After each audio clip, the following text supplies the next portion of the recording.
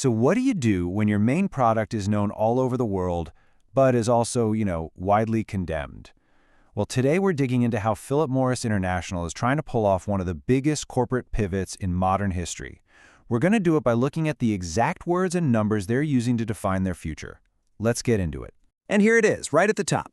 Delivering a smoke-free future today. I mean, it's about as bold and direct as you can get, right? This is the banner that Philip Morris International, or PMI, is waving as it tries to transform. This one sentence is meant to signal a total break from an identity that's over a century old. And that really brings us to the big question for this explainer. How does a company like this even start to message its own reinvention? We're going to break down the exact strategy they're laying out. All right, first up, we have to look at the new mission.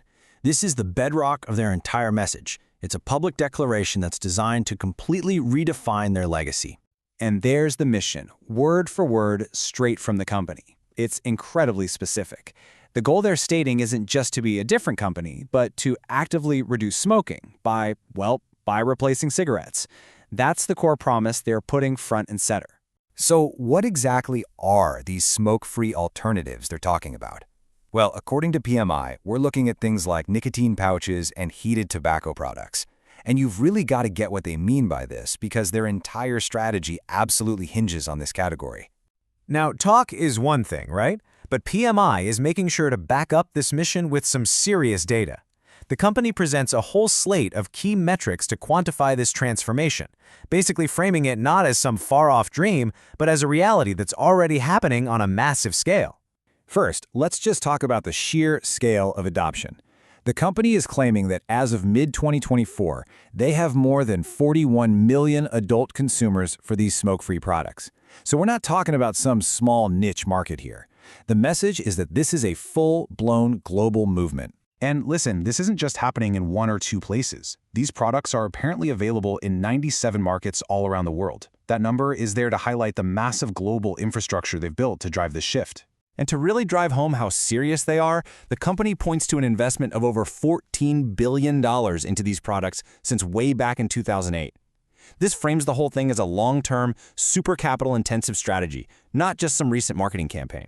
Okay, and this is where the rubber really meets the road, financially speaking. The company reports that its smoke-free business now makes up 41% of their total net revenues. This number is designed to show everyone, investors, the public, that this isn't a side hustle anymore. It's a massive piece of their business. Okay, so that's the global game plan. But for the United States, which is obviously a key market, the company is highlighting a completely different strategy. It's a unique way they're positioning themselves there.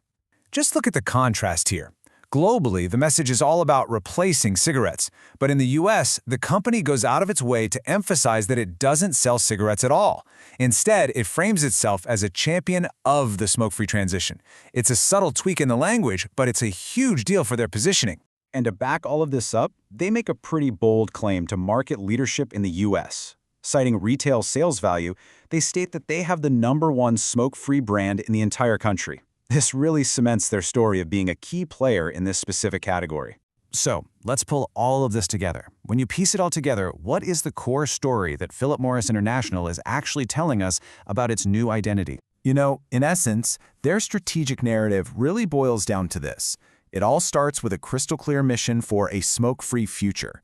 Then, they back that up with massive investments and a huge global reach. They try to prove it with hard numbers. We're talking millions of users and nearly half their revenue.